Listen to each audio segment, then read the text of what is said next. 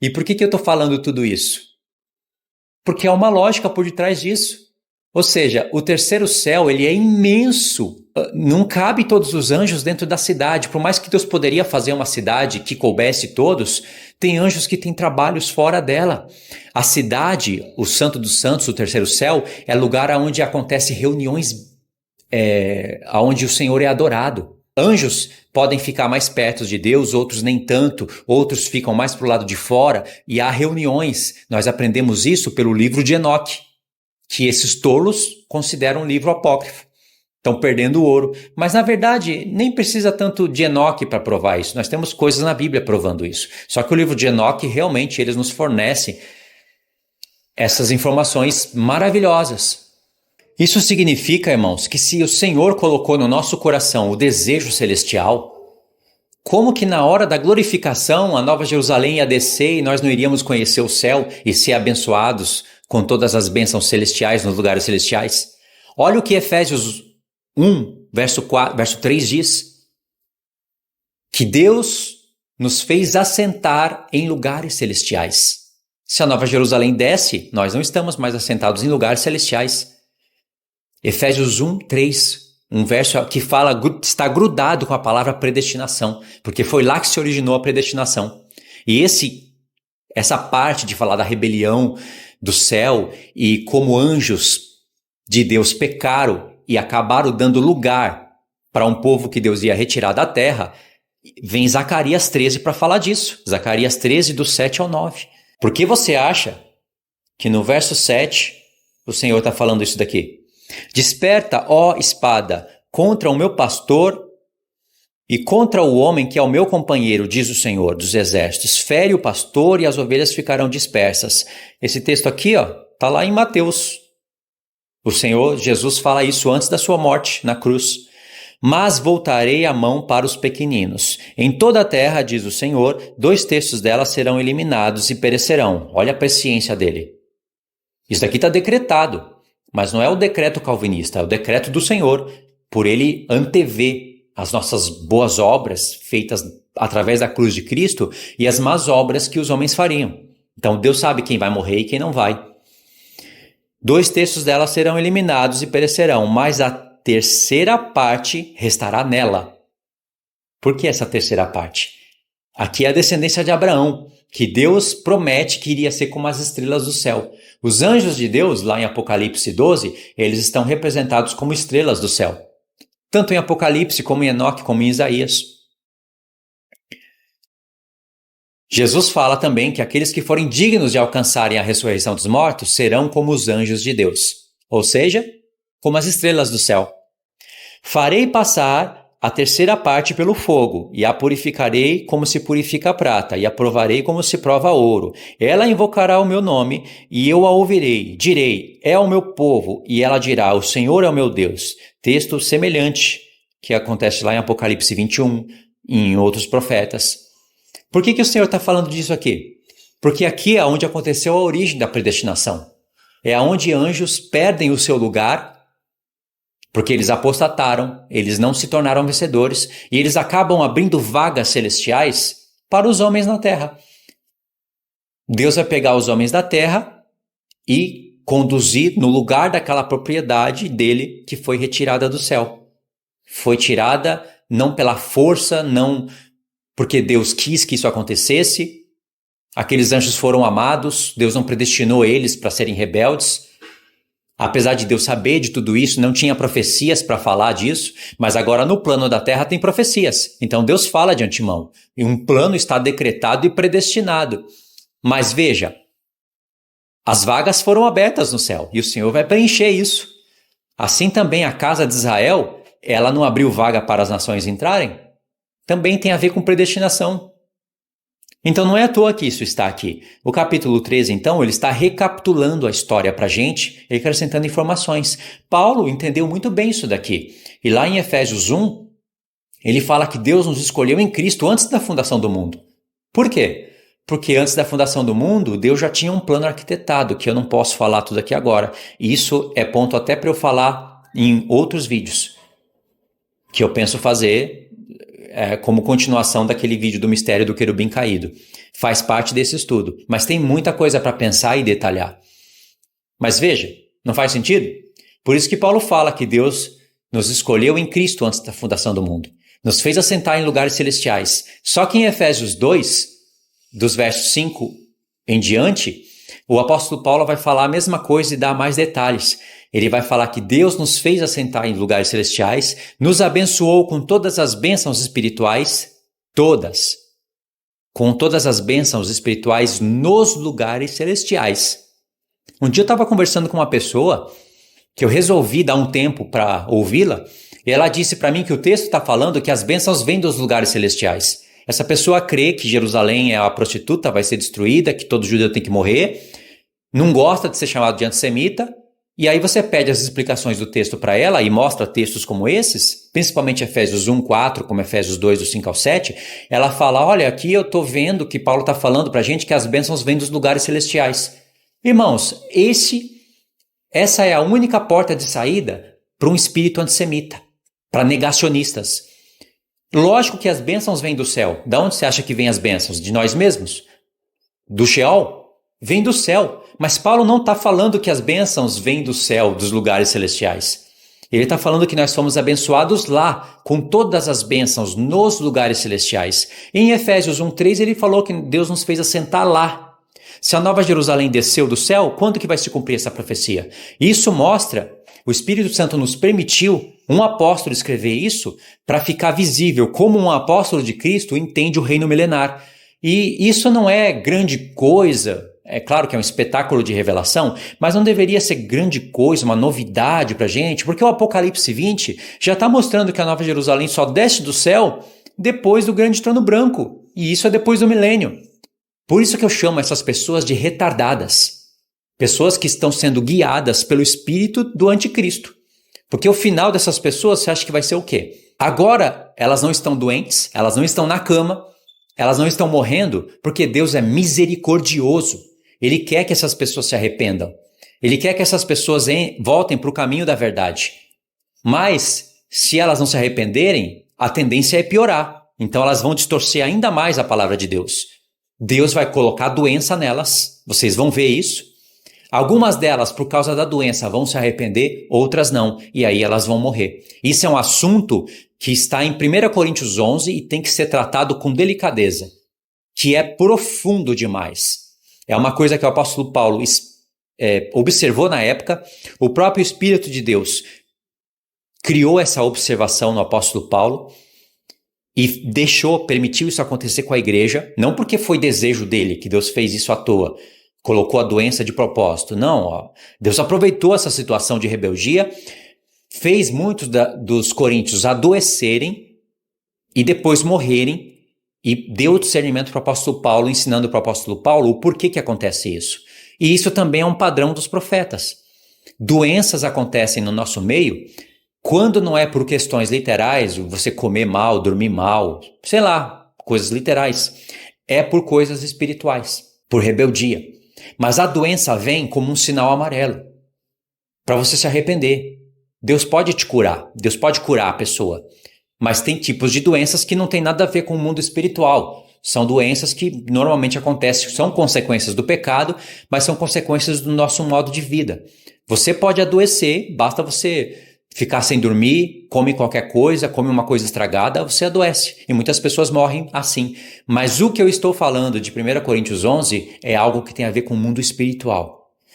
Então tem certas doenças que nós contraímos para o nosso corpo por causa de rebeldias espirituais. E o apóstolo Paulo fala disso. Então é um assunto que aqui eu só falei por cima, mas eu tenho que ler esses textos e mostrar eles para vocês. Isso faz a gente temer ao Senhor. É um vídeo que explica esse assunto e puxa um gancho para um outro. Porque esse é o temor que não é um amor perfeito. É um amor que Deus considera amor. Deus considera que você ama Ele, mas é um amor que precisa ser trabalhado e aperfeiçoado. Deus quer tirar a gente desse amor que teme o lago de fogo, que teme o castigo, para um amor onde você não está se importando tanto com o castigo. Você considera o castigo e não quer ir para lá, mas você considera muito mais o sacrifício de Cristo, o que Ele fez por você, do que o medo da morte. Esse é o amor perfeito, onde você olha muito mais para a cruz e não para o castigo. O castigo está destinado para os que rejeitam a cruz, mas o foco não pode ser o castigo, o foco é a cruz. Então você teme a Deus por causa dos sofrimentos do Filho, do plano de Deus, do amor dele, e aí você quer obedecer a Deus pensando muito mais nisso do que naquilo. Isso é amor perfeito. Não é lindo? Tem que ser tratado à parte esse vídeo. Agora, eu não estou falando tudo isso daqui para florear o assunto. Você veja que eu estou indo direto na profecia. Então, por isso que existe o capítulo 13. Deus é um padrão bíblico fazer isso. Antes dele trazer o desfecho, ele cria na gente uma reflexão, algo para nos botar para pensar. E Zacarias é um profeta que faz isso com a gente. Agora, quando você vai no capítulo 14, agora sim, presta atenção no que nós vamos ler. Todos podem entender o que nós vamos ler. O capítulo 14 é onde a gente finaliza esse vídeo, é onde o profeta vai finalizar a profecia e é onde vai servir de parâmetro para ver se você está entendendo o que o profeta estava falando. Porque se você acreditar nesse espírito antissemita, onde transforma a palavra Jerusalém, Sião, montes, Jerusalém e tudo em igreja, e pisa nas promessas de Deus para o povo restante, você vai ser reprovado por esse capítulo. Presta atenção. Embora já seja uma loucura a pessoa fazer aquilo que fez em Zacarias 12. Ainda que não tivesse o capítulo 14, mas Deus fez questão de explicar coisas aqui pra gente. Vamos lá. Eis que vem dia, diz o Senhor, em que os teus despojos se repartirão no meio de ti. No meio de ti? No meio de ti quem? A igreja? Porque eu ajuntarei todas as nações para a peleja contra Jerusalém, e a cidade será tomada. O nosso corpo ele vai ser pisado. Presta atenção no que eu estou falando, hein? Eu tô fazendo zombarias com esse espírito antissemita. E a cidade será tomada, e as casas... A cidade não somos nós? Quem são as casas? E as casas serão saqueadas, e as mulheres forçadas. A igreja. Tudo igreja aqui. Metade da cidade sairá para o cativeiro, mas o restante do povo, aqui é o povo. Você vê que uma coisa é o povo, outra coisa são as cidades, uma coisa é o povo, outra coisa são as casas, e outra coisa é a cidade, e é Jerusalém. O restante do povo não será expulso da cidade. Então sairá o Senhor e pelejará contra essas nações como pelejou no dia da batalha. Aqui a igreja vai ser arrebatada. Vão ter judeus glorificados, mas vão ter judeus que não estão. Naquele dia estarão os seus pés sobre o Monte das Oliveiras. Que monte é esse? Eu já vi pessoas falando que esse Monte das Oliveiras são as duas testemunhas. Por quê eles falam isso? Está de frente de Jerusalém para o Oriente. O Monte das Oliveiras será fendido pelo meio, para o Oriente e para o Ocidente. São as duas testemunhas, Moisés e Elias. Oh, que revelação! Metade do monte se apartará para o norte e a outra metade para o sul. Aí veja bem, aqui o Senhor já não veio? Os seus pés não estão sobre o Monte das Oliveiras? Verso 5. Fugireis pelo vale dos meus montes. Quem está fugindo? A igreja não é porque ela já está com o Senhor. O Senhor veio. Os seus pés estão no monte. Os montes só podem se repartir depois que os pés dele tocam os montes. Porque o vale dos montes chegará a Azal. Sim, fugireis como fugistes do terremoto nos dias de Uzias, rei de Judá. Então virá o Senhor meu Deus com todos os santos com ele. Esse então virá o Senhor, aqui está acrescentando sobre o que falou antes. Os pés do Senhor já tocou os montes. Mas aqui o profeta está acrescentando, está falando, então virá o Senhor, é conclusão, não é uma outra vinda. Jesus não vem, bota os pés no Monte das Oliveiras, sobe para depois descer de novo para a igreja. A igreja está aqui, arrebatada. Mas uns são a igreja arrebatada, outros são os que estão fugindo pelo Vale dos Montes. E são pessoas que vão ficar vivas. E são aquelas que vão chorar, que vão sobrar em Jerusalém, que vão chorar amargamente. Cada família à parte, suas mulheres à parte. Então virá o Senhor meu Deus e todos os santos com ele. Acontecerá naquele dia que não haverá luz, mas frio e gelo. Mas será um dia singular conhecido do Senhor.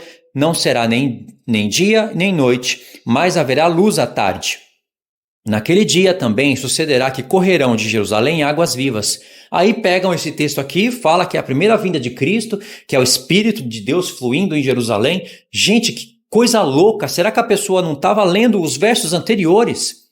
Por isso que eu falo que é um espírito de cegueira. Isso não pode acontecer com uma pessoa normal.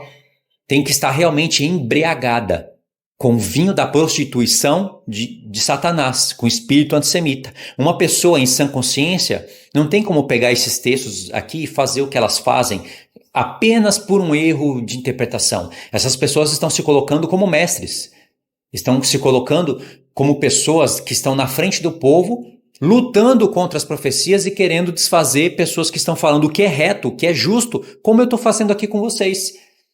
Por isso que eu digo que o castigo para essas pessoas é certo, se elas não se arrependerem. Verso 7. Mas será um dia singular, eu já li, né? Aqui, ó. Jerusalém, águas vivas. Claro que águas vivas fala do Espírito. Lógico, o Espírito é o rio da água da vida.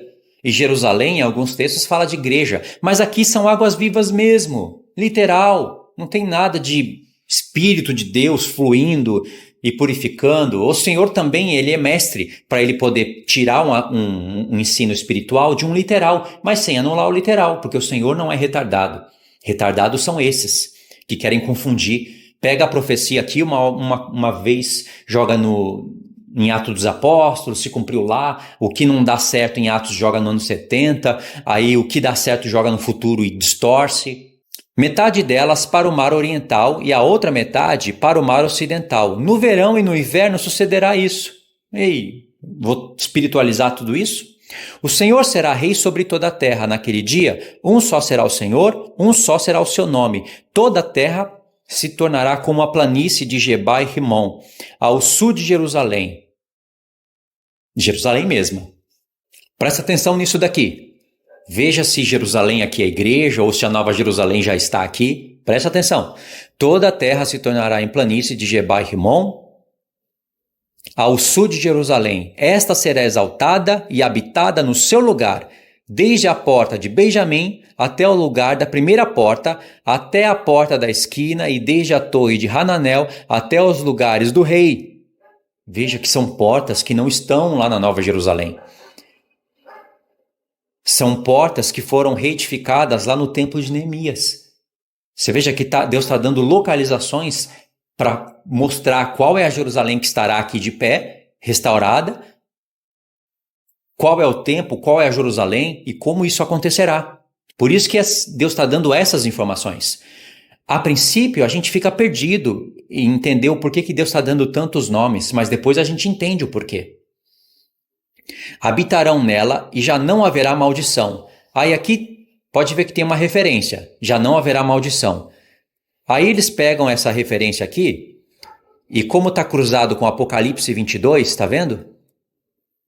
Aí eles acham que aqui está falando da Nova Jerusalém, só porque existe um texto cruzado.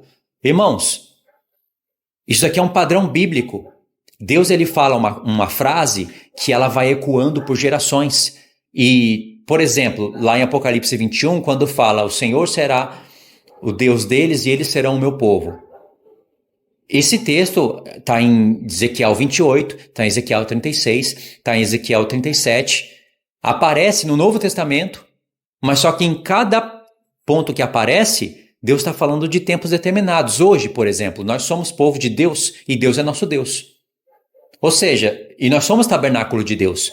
Isso significa que se cumpriu o Apocalipse 21? Não se cumpriu. Mas o apóstolo Paulo pega esse texto e coloca em 2 Coríntios 6 e diz, retirai-vos dela, povo meu, da grande Babilônia. E ali ele está falando de um contexto religioso, perverso, maligno, que tem a ver com o nosso contexto também. Retirai-vos dela, não toqueis as coisas imundas, para que eu vos receba. Vós sereis para mim filhos e filhas. Filhas, ou seja, tem mulheres. E eu serei o seu Deus e vós sereis o meu povo. É um texto que está em Apocalipse 21, mas a aplicação dele, que Paulo está dando, é para o nosso tempo. Semelhantemente acontece aqui em Zacarias 14. Verso 11, de novo, habitarão nela e já não haverá maldição. E Jerusalém habitará segura. Esta será a praga com que o Senhor ferirá todos os povos que guerrearem contra Jerusalém. A sua carne apodrecerá. Estando eles de pé, apodrecer-lhes-ão os olhos nas suas órbitas.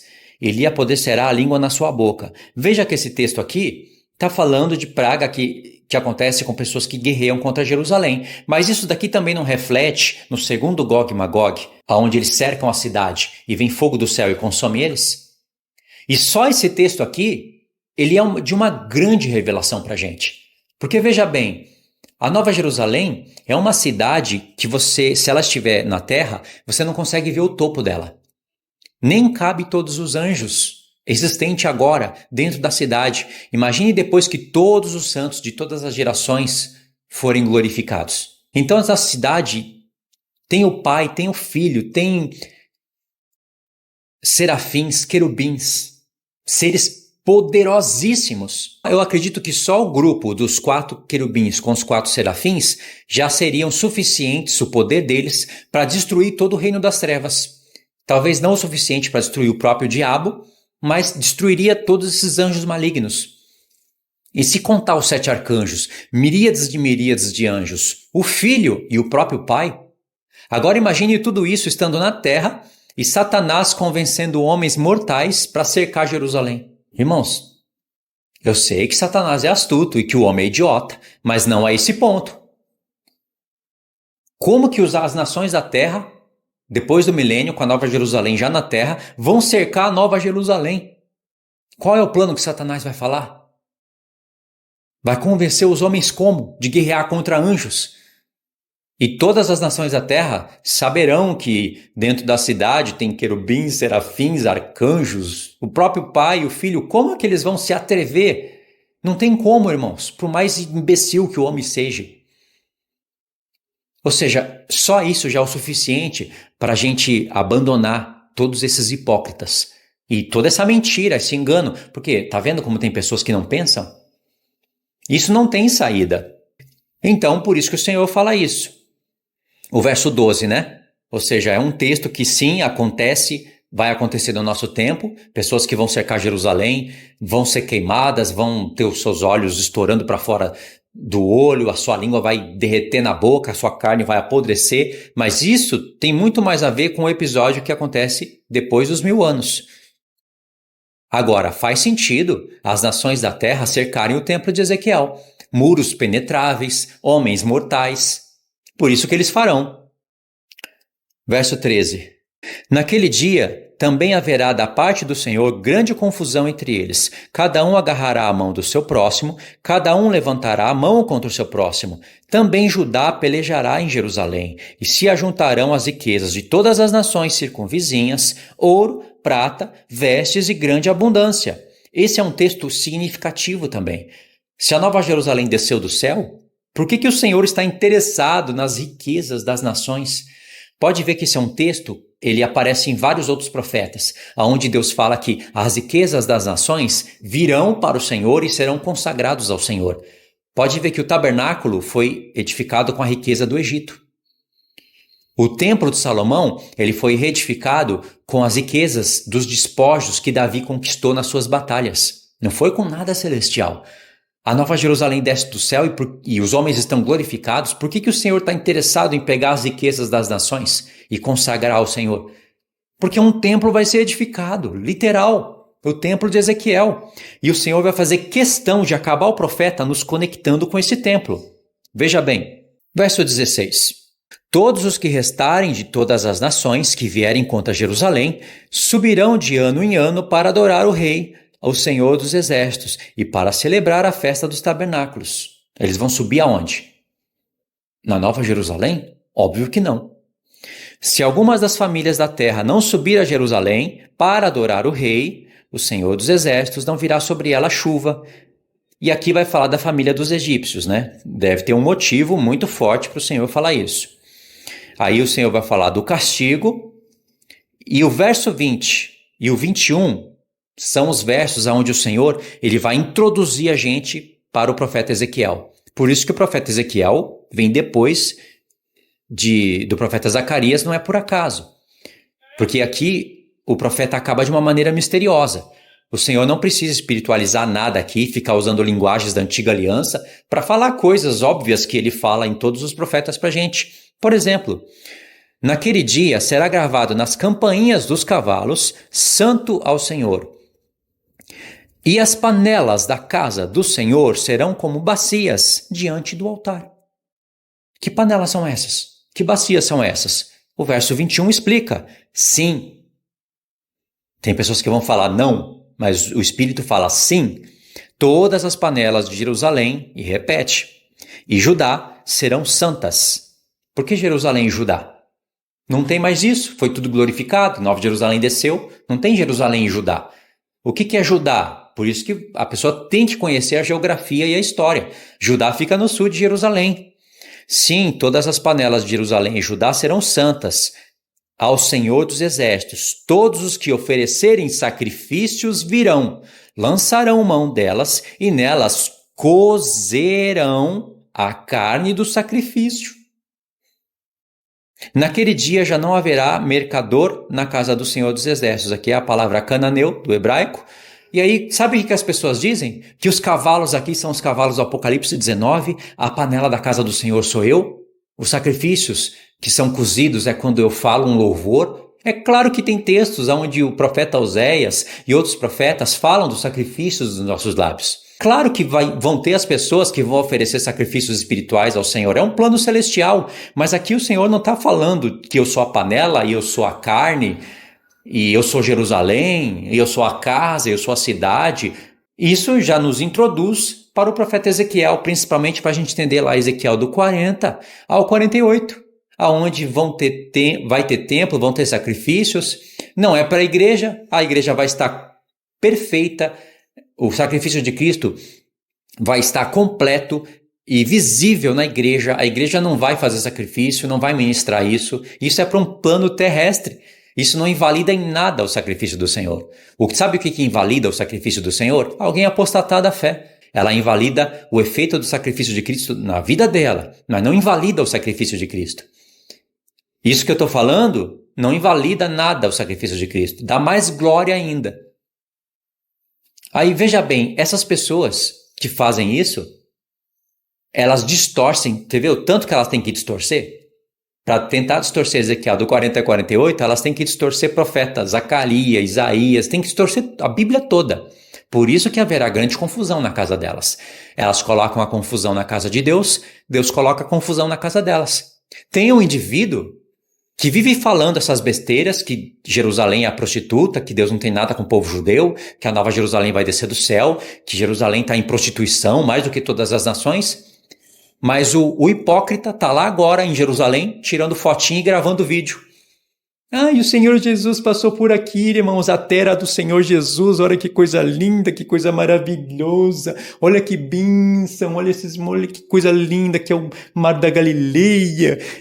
Mas em outros vídeos está lá falando que tudo vai ser destruído, que aquilo ali é uma prostituta, que aquele lugar não presta, que é o pior lugar do mundo. Ou seja, olha que hipócrita. Por que foi lá então? Irmãos, isso é o cúmulo da hipocrisia.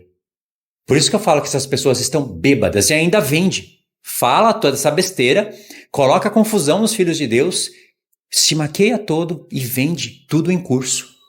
Fala se uma pessoa dessa vai ter coroa de rei. Nunca. O Senhor não é injusto. Ele vai fazer justiça. Agora, se essa pessoa vai ser condenada no grande trono branco, aí depende do que ela faz no oculto. Mas reinar com Cristo ela não vai. Não é porque eu estou falando. É porque a palavra fala quem reina e quem não reina. Você precisa fazer obras de sacerdotes. Se você mente, engana, fazem as pessoas desprezar Jerusalém, distorce as coisas, muda a linha do tempo do Apocalipse 20. Olha o que faz o profeta Zacarias. Esses imbecis colocaram ímpios ressuscitando na primeira ressurreição. Eles têm uma linha de interpretação bem semelhante à linha milenista. Parece até que eles estudaram com o milenismo, só que eles são Pré-milenistas. Olha a confusão. Eles fazem tudo isso e ainda vão receber uma coroa de rei e sacerdote? Quando isso é possível? Não é possível.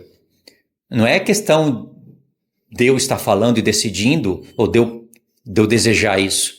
Eu queria que mudassem, mas eles não mudam. Não mudam e ainda vendem as coisas do Senhor. Fala que é viver pela fé. Eu estou falando isso desses imbecis, eu não vou falar o nome deles aqui, porque eu já enjoei de mencionar o nome deles. Mas eles refletem um espírito antissemita e um espírito de apostasia que está em muitas religiões. Em pré-tribulacionistas, tem pré-tribulacionistas que têm o espírito antissemita.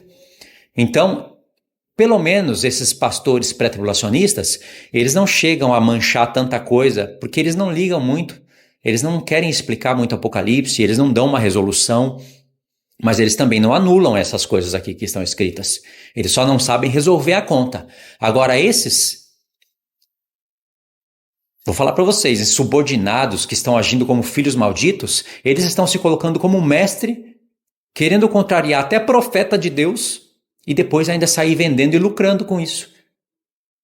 Aí fala contra Jerusalém e vai lá para Jerusalém gravar vídeo e tirar foto. Fala a verdade, irmãos. Merece chicote nas costas uma pessoa dessa? E aí no canal, tá lá, tem pessoas acompanhando o estudo, pagando para aprender, pagando para comer, para beber leite adulterado, pagando para comer comida podre. E essas são as pessoas que nós temos hoje. Para que fazer isso? O que a pessoa ganha com isso? Ganha só aflições para a sua vida. Como agora não estão doentes, não estão na cama, não estão adoecendo, eles acham que o céu aceitou tudo. Só que o boleto vem. E quando vier, aí vocês vão ver a reação desse tipo de pessoa. Porque esse tipo de pessoa perverte toda a verdade de Deus. Em questão de 1, 2 anos, eles mudaram muitas coisas que aprenderam. E começaram a vender ainda. Eu não sei qual que é o pior, mudar a verdade de Deus em mentira ou vender. Não dá para saber qual que é o pior. Esse vídeo aqui, parte 1 e parte 2, eu vou tentar colocar eles dentro de uma playlist dos profetas Zacarias que eu fiz podcast, que eu já expliquei, não assim com todas essas palavras, mas eu já expliquei. Eu fiz narração também no livro de Zacarias. Eu vou colocar tudo numa playlist, eu vou colocar no meu comentário fixo, com alguns links de agradecimentos. Eu queria que você seguisse também, tá bom? Então é isso, irmãos. Fiquem na paz. Deus abençoe.